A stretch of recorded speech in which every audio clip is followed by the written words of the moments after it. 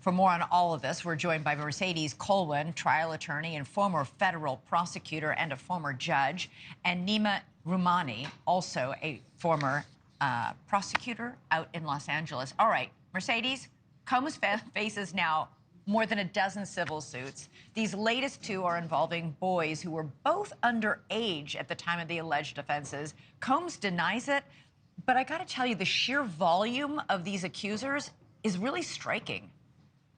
This is one of those where there's smoke, there's fire. And the more allegations and the more individuals and the more lawsuits that come forward, many of us sit back and say there has to be some truth to this, especially when you really dig deep into those allegations, Elizabeth. They're very specific in terms of what they're accusing Combs of having done to them. So with that, and of course they're being filed in federal court, well, there's a lot of process that still remains to be seen. It's in the civil proceeding. There are written questions, there's testimony that's taken, there's motions to be done. There's a whole plethora of discovery vehicles that you really will get down to a granular level as to what the allegations are, what specifically took place. And interestingly enough, in civil proceedings, Combs has to testify. If he chooses to then just assert the Fifth Amendment right, which he can do, there is automatically a presumption that he has done something wrong. He doesn't have the Fifth Amendment protection when it comes to at least the penalties of it when it comes to civil proceedings. Criminally, he doesn't have to be forced to testify. Civilly, he will. So this is where you start to see the traction taking place, the civil versus the criminal side. Yeah, it's important to note that in a criminal trial, you have the right not to testify, and the judge will instruct the jury. You cannot, assume guilt. Like, you can't attach any sort of presumption into a person's choice not to take the stand. Nima, Combs's legal team has denied all these charges and is accusing the lawyer, this Tony Busby, of being more interested in media attention than the truth. They write, this is obvious. You can tell from his constant press appearances and his 1-800 number. What do you make of that strategy? I mean, it is kind of stunning that this one lawyer in Texas has filed all these suits representing more than 100 plaintiffs. Well, the best defense is often a good offense, and attacking the lawyer in the case is something that good criminal defense lawyers and civil defense lawyers do.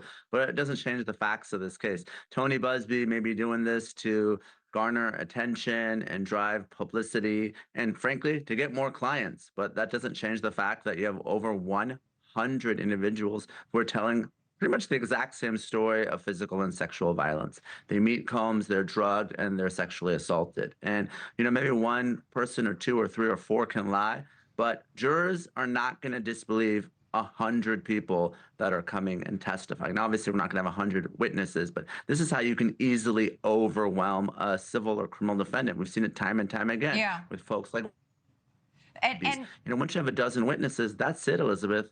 Diddy's done. And Nima, what about the fact that in these latest two cases, they're both minors? I mean, it's shocking. They're boys. One was a 10-year-old boy at the time.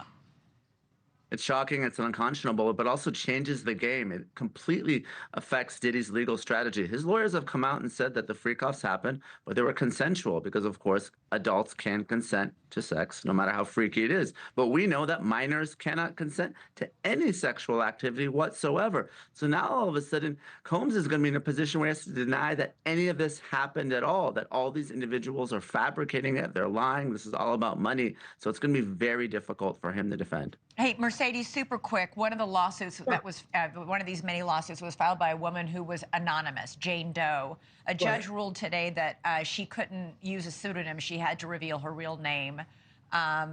He said that the case will be dismissed if she doesn't reveal her real name, ruling that, quote, public humiliation is not enough to warrant keeping her identity secret. So, Elizabeth, I've actually made that motion on behalf of clients. It is not an unusual one when you seek to strip the Jane Doe designation of plaintiffs, because in civil suits, you are entitled to know who your accuser is, and you get to know their identity during the course of the litigation. But also, you need to have the right to defend yourself. And in certain circumstances where I have made that very same motion, and it's been successful, it's really boiled down to this. What are the detrimental effects to stripping the Jane Doe designation to the individual seeking the anonymity in court? If they can't establish that there is an undue hardship or that there's perhaps even something that could be tragic to them, their identity is generally stripped in the civil proceeding. Criminal, you can do other things to protect that individual. Yeah, but this is a civil case. Thanks so much for watching. Go to joinnn.com to find NewsNation on your television provider. And don't forget to click the red subscribe button below to get more of NewsNation's fact-driven, unbiased coverage.